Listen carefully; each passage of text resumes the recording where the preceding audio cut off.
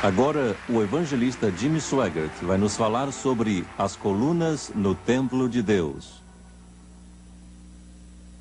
Obrigado, senhores. Os que trouxeram a Bíblia,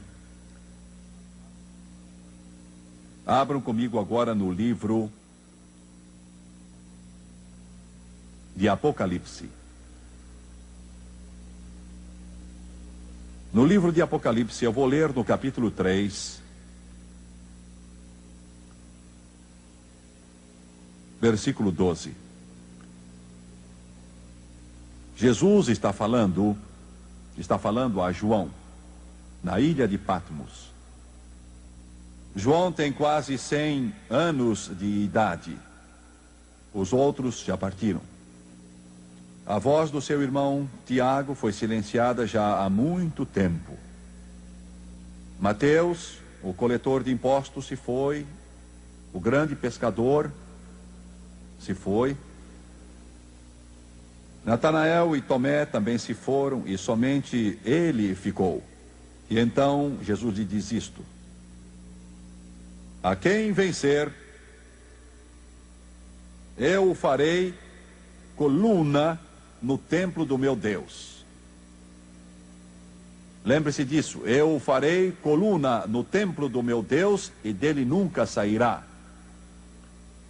E escreverei sobre ele o nome do meu Deus e o nome da cidade do meu Deus, a nova Jerusalém, que desce do céu do meu Deus, e também o meu novo nome. Eu vou trazer a mensagem e depois orar pelas pessoas que estão querendo receber o batismo no Espírito Santo após a mensagem. Vou falar sobre colunas do templo de Deus. Quando Jesus fez esta declaração, eu o farei, não quis dizer que iria forçar ou coagir. Ele nunca usa força, ele nunca coage ninguém. Você vive para ele se quiser, se você não quiser, não precisa. Você tem de sofrer as consequências, é certo. Mas quando ele usou esta palavra fazer, eu farei coluna do templo do meu Deus, ele queria dizer, eu moldarei, eu formarei, eu esculpirei, como o oleiro dá forma ao vaso em suas mãos. Eu farei, eu moldarei, eu esculpirei uma coluna no templo do meu Deus. Queiram curvar a cabeça agora. Pai Celestial, eu te peço ao pregar nesta hora que me ajudes a dizer exatamente o que tu desejas que eu diga. E eu me coloco em tuas mãos. Nós precisamos de crescer e decrescer. E Jesus precisa crescer, crescer e crescer. Por isso, Senhor, peço a tua ajuda e peço tudo no poderoso nome de Jesus.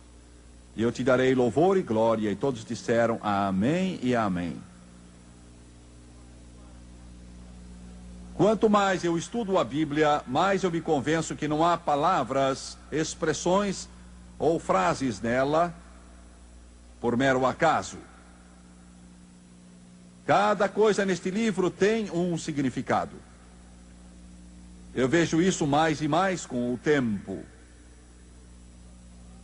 Quando Jesus disse as palavras, e eu o farei coluna no templo do meu Deus, ele tinha em mente mais do que uma figura de linguagem. De fato, esta é a única vez, com exceção de uma referência feita pelo apóstolo Paulo, que a palavra coluna é usada. Quando ele disse isso, estava se referindo a algo que eu espero poder tornar claro a vocês hoje. Mostrar o que ele estava falando, aquilo que ele quer que você venha a tornar-se. Aqui na América existem adesivos que eu vejo às vezes nos para-choques dos carros que dizem: não somos perfeitos, só perdoados. E paciência, Deus não completou sua obra ainda. E isso, basicamente, em termos atuais, resume o que eu estou dizendo. Ele diz, eu farei, eu moldarei e modificarei, eu irei talhá-lo, segundo a imagem do Filho de Deus, Jesus Cristo. Ele está transformando você hoje, de acordo com o poder do Espírito Santo em sua vida. Pois bem, quando Davi se tornou rei de Israel, o país era um pouco mais do que um conjunto de tribos fragmentadas, que tinha tentado unificar-se no reinado de Saul, mas sem resultado.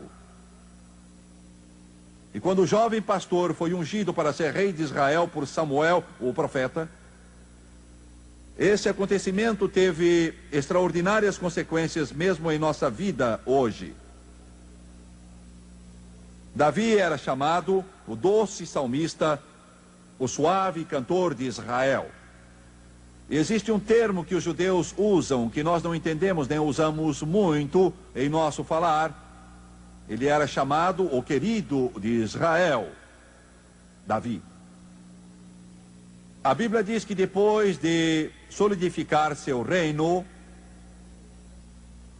ele partiu para o Nordeste para consolidar o que Deus queria que ele consolidasse em Israel, conforme as promessas de Deus, é muito maior do que você vê naquele pequeno país hoje. Eu já ouvi o presidente Reagan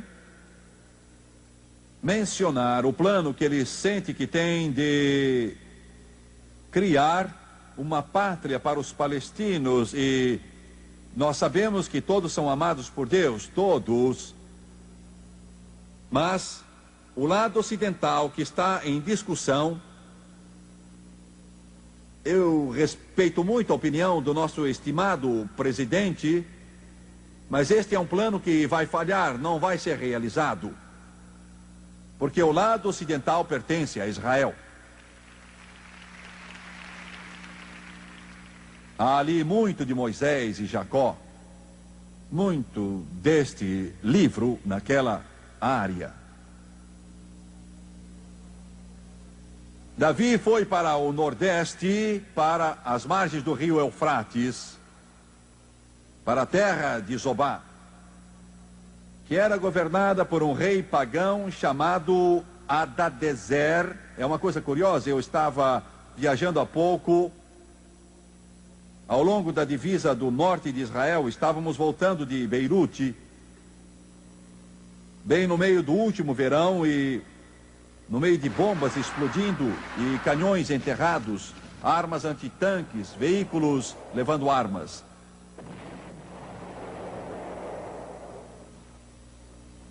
E eles estavam mencionando nomes, e um dos homens que se tinha salientado muito naquela parte do mundo, ele tinha o mesmo nome que eu mencionei há pouco, Hadadezer. E esse nome Hadadezer não era realmente o nome de sua mãe que lhe deu quando nasceu. O nome Hadadezer era um título como o faraó ou César. E significava meu ajudador. E quando se vai procurar a raiz desse nome, antigo e arcaico, quer dizer meu demônio ajudador.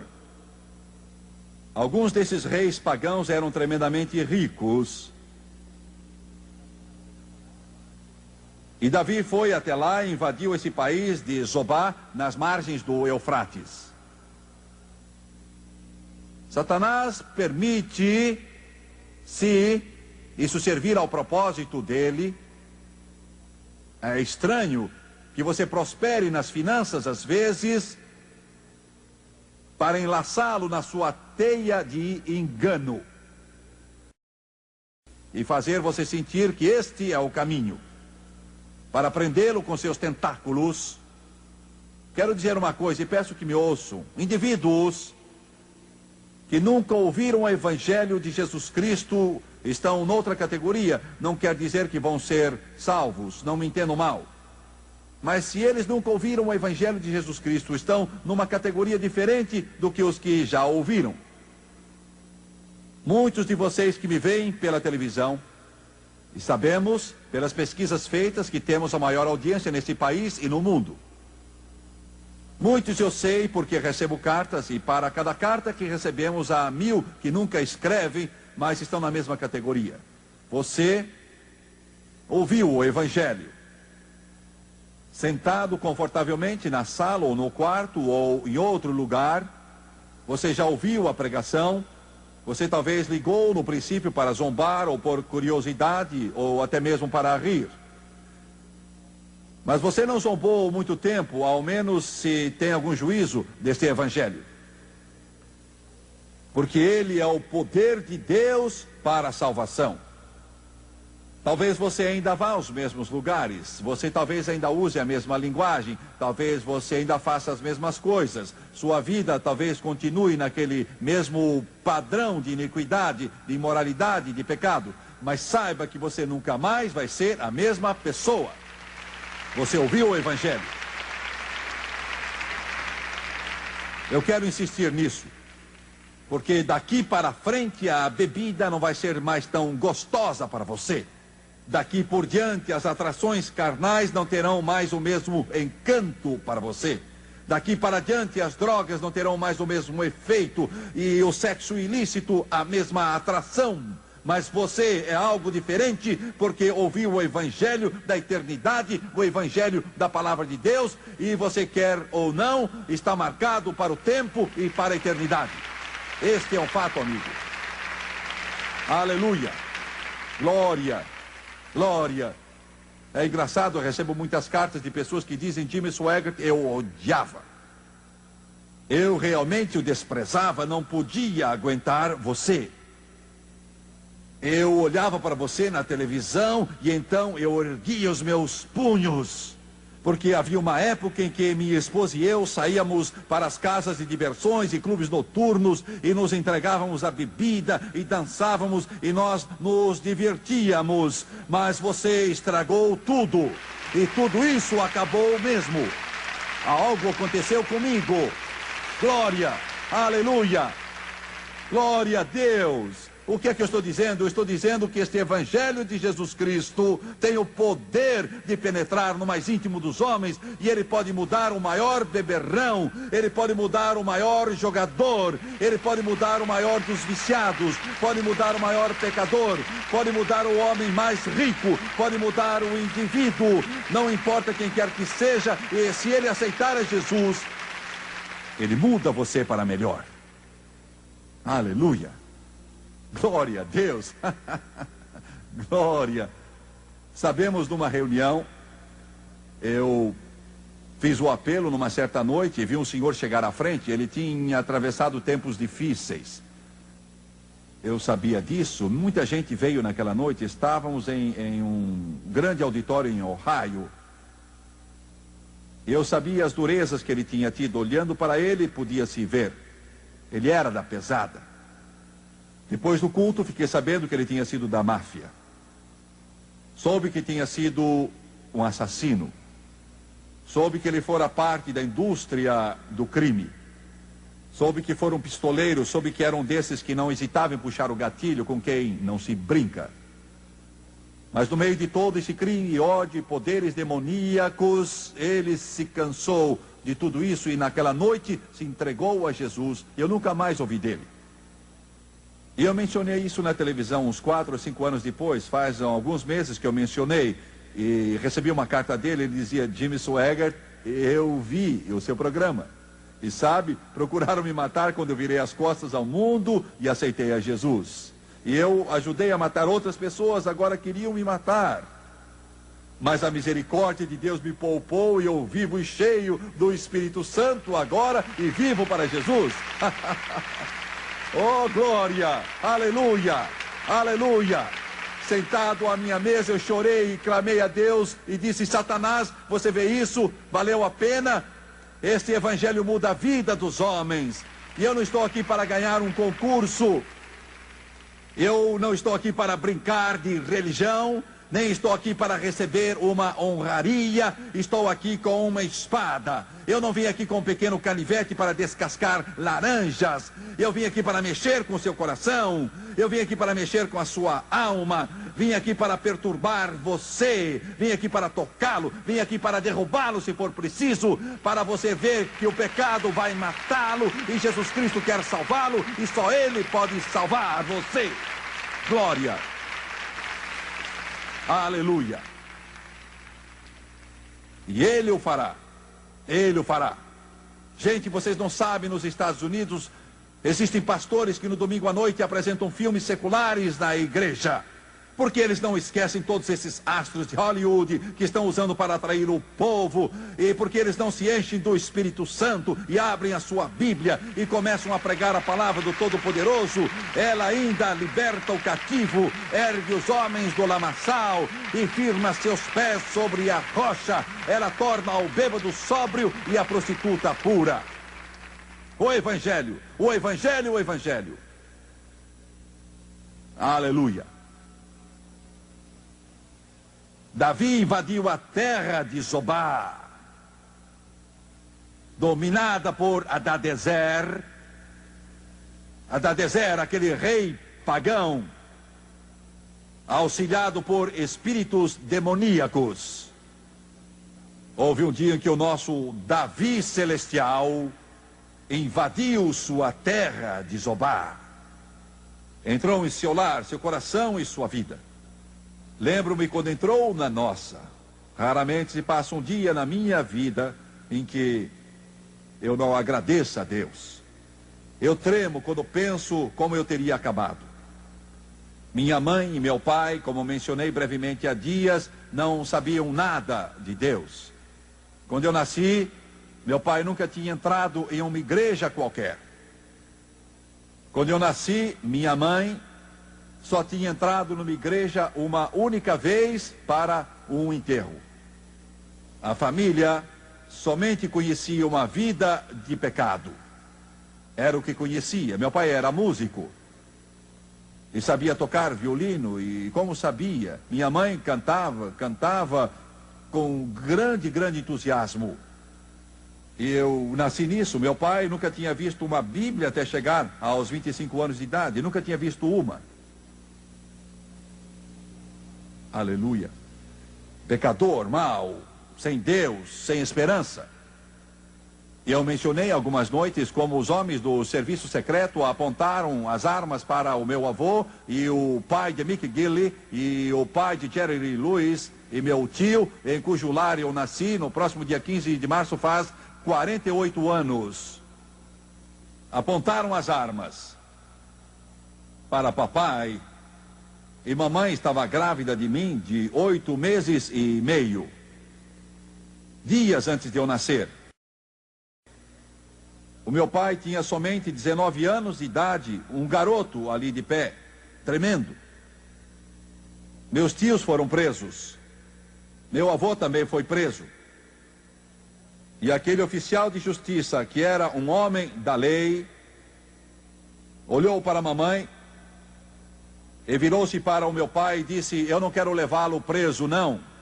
Sua mulher vai dar à luz logo. Eu vou virar as costas por alguns segundos. Se você não desaparecer, eu vou prendê-lo. Meu pai não precisou daqueles segundos, saiu como uma flecha, sumiu. Sumiu. Assim foi nesse tipo de mundo que eu vim a nascer. Um mundo de violência, um mundo de álcool, um mundo de jogatina, um mundo de brigas, um mundo de farras. Mas graças a Deus, nosso Davi celestial, aleluia, oh glória, invadiu a terra de Zobá naquele dia e mudou nossa vida. Abriu uma vereda de glória no coração de meu pai. Aquele coração foi mudado pelo poder de Deus. Este evangelho pode mudar você. E nada vale um evangelho que não possa mudar a sua vida. Você pode unir-se a uma igreja, apertar a mão de todos os pastores, seguir a melhor religião, mas enquanto não mudar, você não tem aquilo de que este livro fala. Isso mesmo. Glória, isso mesmo. Isso mesmo. mudar. Hadadezer.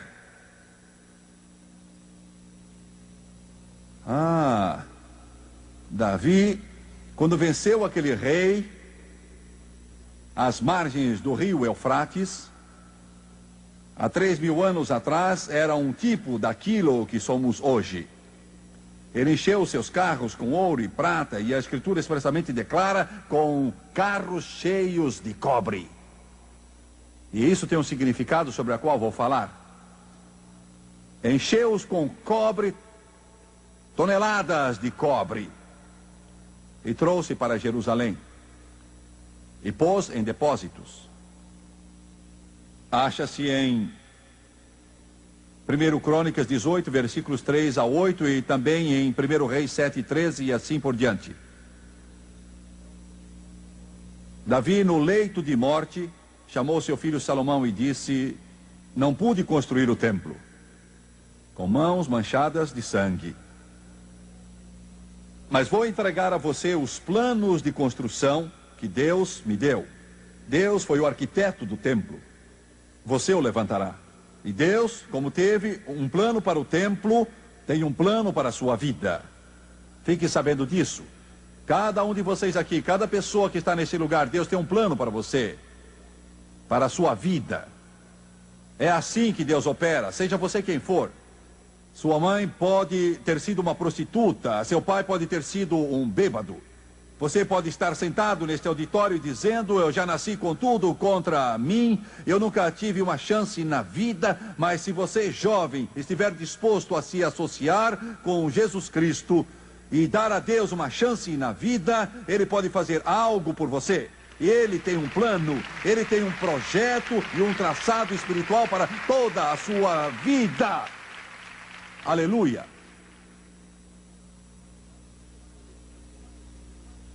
Davi disse: você vai construí-lo. Eu não posso fazê-lo, gostaria de fazê-lo, mas não posso. Mas você constrói. Vamos abrir agora no capítulo 7 do 1 Reis. 1 Reis, capítulo 7. Capítulo 7 de 1 Reis. Diz que depois que Salomão se tornou rei, ele mandou trazer a Irão de Tiro. Eu estive em Tiro há dias. Irão não era o rei. Houve um rei de Tiro que se chamava Irão, mas esse não era ele. Era somente alguém chamado Irão. A Bíblia diz que é o filho da viúva. Ele era um tipo do Espírito Santo. Era este filho da viúva da tribo de Naftali, e fora seu pai um homem de Tiro, trabalhador de cobre. Cobre é o tipo da humanidade.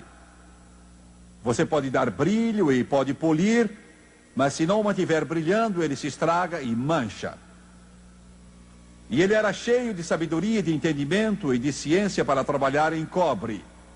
O Espírito Santo está repleto de sabedoria para operar em você e em mim. E este veio ao rei Salomão e fez toda a sua obra, porque formou 2 colunas de cobre, juntando aquele cobre todo. Fez 2 colunas de cobre de 18 côvados cada uma, e um fio de 12 côvados cercava cada uma das colunas. Pois bem, desejo agora explicar o que representa. Ele trouxe o trabalhador em cobre, muito habilidoso e muito talentoso. Convidou-o para trabalhar com o cobre. E então esse Irão foi para aquele grande armazém ou depósito onde se guardava o cobre, os candelabros, as maçanetas, os ardonos de porta, todo aquele cobre que Davi tinha trazido consigo de Zobá e guardado ali em Jerusalém. Agora quero que veja uma coisa. Falando no sentido figurado, você pode imaginar aquilo que a maçaneta batista disse ao candelabro metodista? E aqueles adornos episcopais? Vamos lá, não fique aí infeliz. Alguns de vocês estão querendo pedir a oferta de volta. Esperem.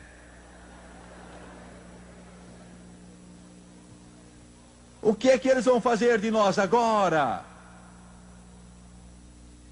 Somos salvos? Estamos em Jerusalém, espiritualmente falando? O que é que estão fazendo conosco agora? Sou uma maçaneta batista?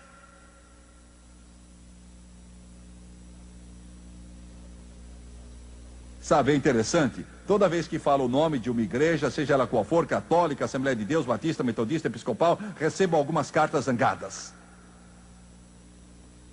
É como se eu dissesse o nome de, bem, eu amo vocês e não me importo, eu amo vocês. Glória. Alguns de vocês respiraram aliviados.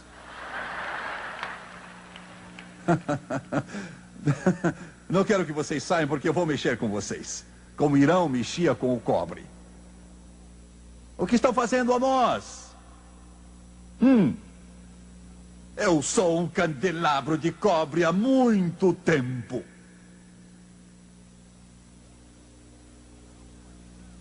E Irão vai tirando. Vai tirando. A Bíblia diz que ele fez uma vala profunda. Fez uma vala. E é o que precisa acontecer com você como crente. Ser salvo é só o princípio. Apanhar o peixe é uma coisa. Limpá-lo é outra coisa.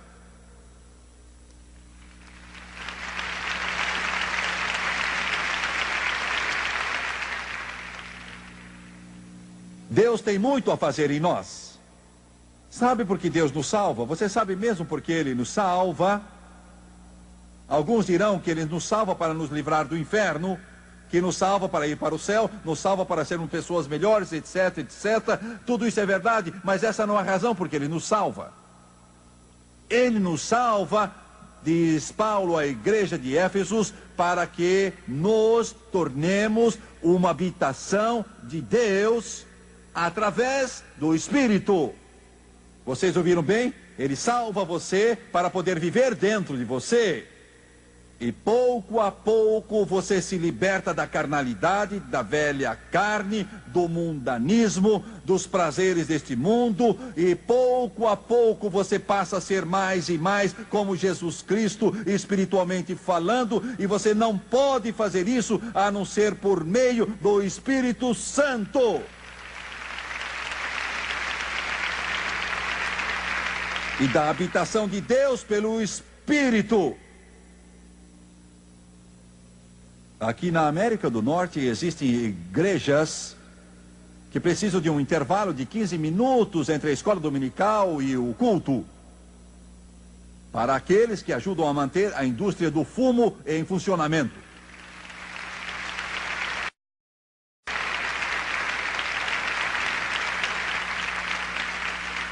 Estou certo?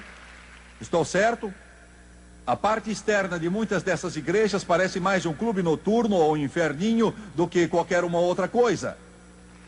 É uma vergonha, é uma tristeza.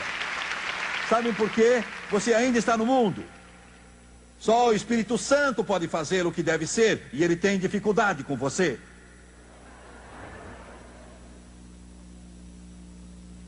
Alguns crentes são como o menininho que tinha um cachorro vira-lata que era muito feio e sarnento. Um senhor esperava o ônibus e ele viu o menino e disse: filho, é seu cachorro? É. Você gosta dele? Gosto.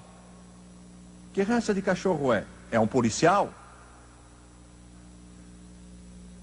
Bem, ele disse: filho, esse cachorro sarnento não parece um cão policial para mim? Tem certeza que é policial? Ele é policial do serviço secreto.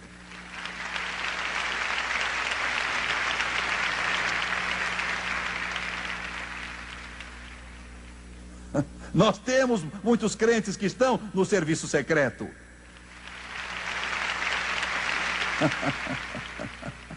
Ninguém diz quando olha para eles e convive com eles que eles são crentes. Ah, se eu pudesse convencê-los, crentes, de que viver para Deus é mais do que ler a Bíblia e ir à igreja no domingo de manhã e jogar uma oferta na hora da coleta e ter o seu nome no hall de membros e dizer: eu sou crente.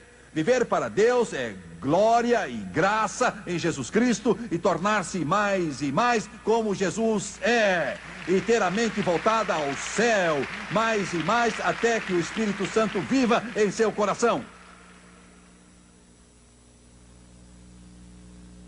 Mas nós não cremos assim em nossa igreja.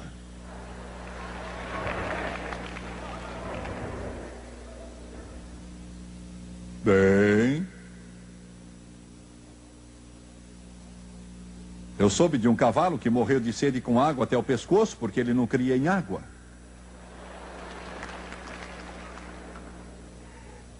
O Espírito Santo não é uma denominação. O Espírito Santo não pertence à Assembleia de Deus, nem aos batistas, nem pertence à Igreja de Deus, ou pertence aos metodistas, ou pertence à Igreja Católica, ou pertence ao Evangelho Quadrangular, ou aos pentecostais, ou aos luteranos, ou episcopais. Ele é Deus e não vai por rótulos denominacionais. Ele quer encher o seu coração, quer encher a sua vida, encher a sua alma. Ele é o Espírito Santo com vida.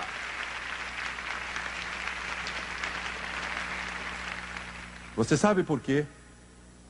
Irão fez aquela vala e pôs nela aquelas maçanetas, candelabros, adornos e aparatos de cobre, todos juntos, e acendeu um fogo. A Escritura diz que ele usou foles. A moda antiga, não havia eletricidade, você tinha de bombar. E assim você esquentava o carvão e o fogo ficava mais quente, cada vez mais quente e quente. Você lembra quando João disse, ele vos batizará com o Espírito Santo e com fogo? Fogo, fogo. E de repente, aquela maçaneta começou a esquentar. E pouco a pouco, todos aqueles enfeites e todo aquele trabalho denominacional que levou tantos anos para ser feito, começa a derreter. De repente, todos aqueles candelabros tão bonitos e tão cheios de religião ficam cada vez mais quentes e começam a derreter. Estão me entendendo? Estão começando a entender o que estou falando? Isso perturba, não é? Perturba, meu telespectador. Você está sentado aí mexendo-se na cadeira. Até que afinal todo esse cobre fica derretido. Você sabe o que Deus quer que você faça? Sabe o que Ele está tentando fazer? Ele está querendo que você perca essa velha identidade religiosa. Está querendo tirá-la de você. Isso perturba, não é? Você está nessa igreja a vida toda. Sua mãe foi de lá. Você está lá. Você está lá. Você está lá. E Deus quer que você não despreze a sua igreja. Não é isto? Não estou querendo que você mude de igreja para outra. Não é isso? Você entende o que eu estou falando? Alguns acham que eu estou querendo que vocês mudem de igrejas. Isso é o mesmo que mudar o rótulo do lado de fora do vidro. Não muda o que está dentro. Se o que está dentro é milho, continua sendo milho, mesmo que você ponha a figura de uma batata nele, é milho. Entende o que eu estou dizendo? Não estou querendo que saiam da Igreja Batista e entrem na Assembleia de Deus, mudem da Metodista para a Igreja de Deus, ou da Igreja de Deus para a Luterana.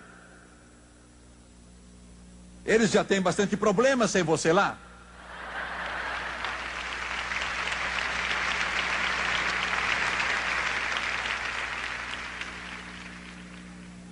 Quero deixar claro uma coisa, quero que entenda. Alguém diz, você está querendo dividir a igreja. Não quero dividir. Precisamos das igrejas que temos, mas do que nós precisamos mesmo é um avivamento entre os batistas, entre os metodistas, um avivamento na Assembleia de Deus e também entre os católicos, e um avivamento entre os presbiterianos, ao ponto que esqueçam seus laços denominacionais e verem só Jesus, Jesus, Jesus e Jesus.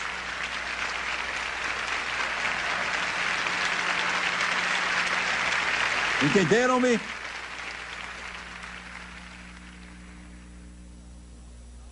Indago, você é salvo? Sou batista.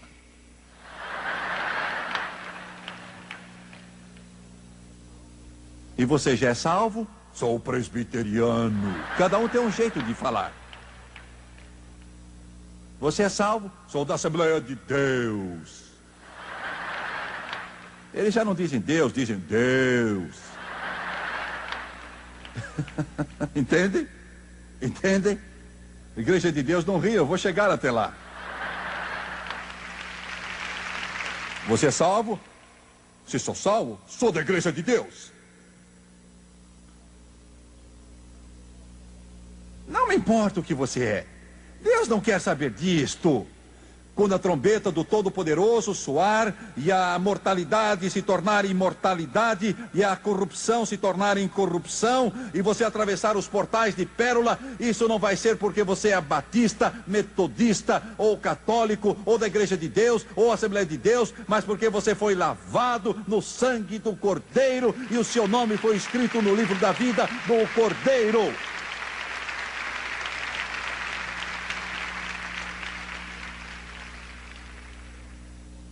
É tempo de se tornar como Jesus. Então, quando eu ou alguém, outro perguntar, você é salvo, não vai ser um.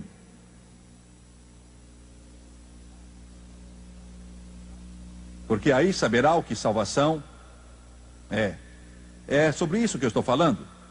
O que é que você está tentando fazer conosco? Eu recebi a carta de um pastor outro dia, ele me descompôs quanto pôde e depois disse que me amava. Eu não fiz questão do que ele disse, ele até foi legal, eu gostei dele. Nós nos amávamos enquanto discordávamos.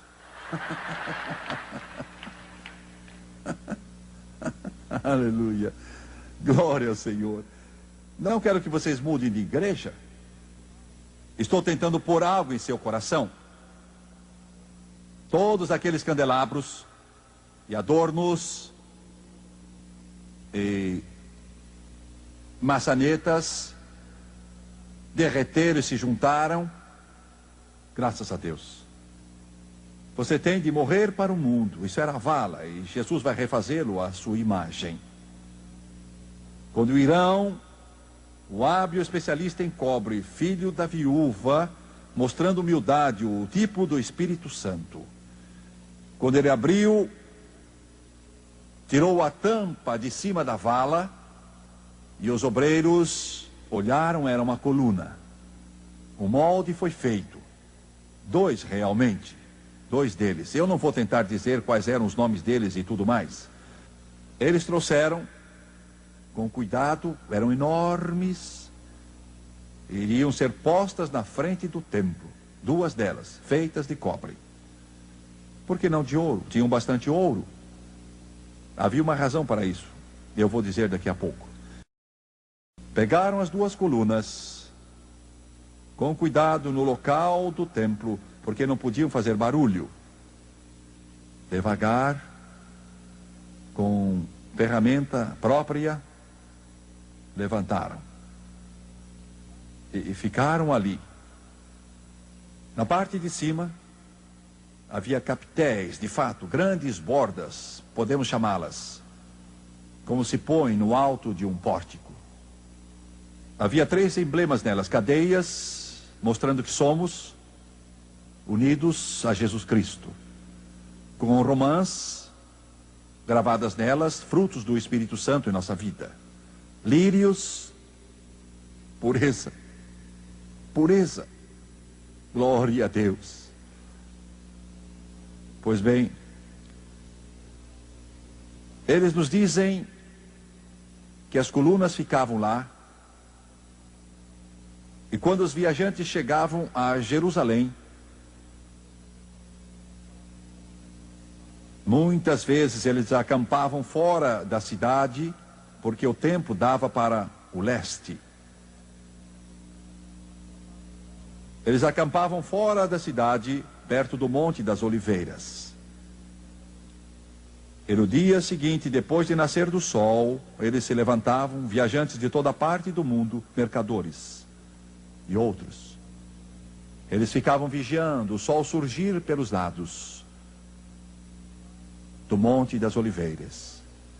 E os raios do sol batiam naquelas colunas de cobre polido. E dizem que era uma das cenas mais lindas que alguém possa imaginar. E quando o sol se levantava e batia com intensidade nas colunas, eram como 1000 sóis explodindo. Ouça, amigo. Nós não somos o centro, nem a fonte da luz. A luz vem do sol da justiça.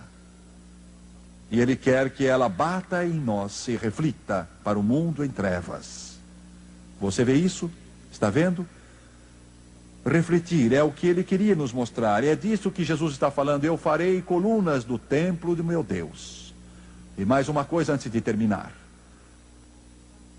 Se você ficasse de longe e olhasse essas colunas, 2 delas enormes, salientes, na frente do templo, o que você iria ver era que a parte superior das colunas não chegava a tocar o seu pórtico. Havia uma abertura ali e as colunas costumam sustentar alguma coisa. Qualquer construtor ou engenheiro lhe dirá isso. Mas essas colunas não sustentavam nada. Irão não cometer um erro. As dimensões eram exatas. Porque Deus, Espírito Santo, traçou os planos. Isso queria dizer que não era preciso as colunas para sustentar o templo. Nós não somos necessários para manter o reino de Deus. Essas colunas estavam lá somente para uma coisa: ornamentação. Só para isso, ornamentação.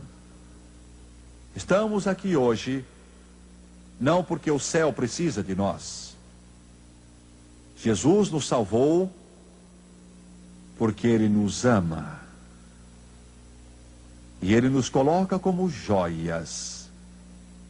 E a sua luz se reflete em nós e brilha para o mundo em trevas. Era disso que Jesus estava falando quando disse: aquele que vencer, eu o farei, moldarei, esculpirei, tornarei coluna no templo do meu Deus. Curvem a cabeça, por favor.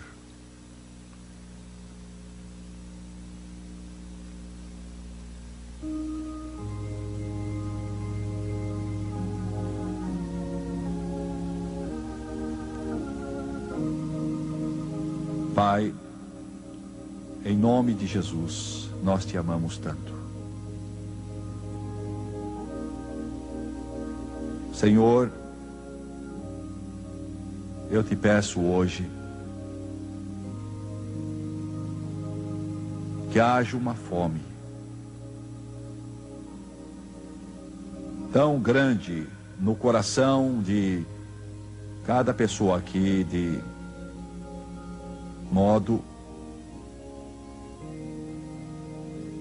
que não fique satisfeita até que se torne coluna no templo de Deus. Agora vou pedir que todos aqui se levantem, todos se levantem, todos se levantem.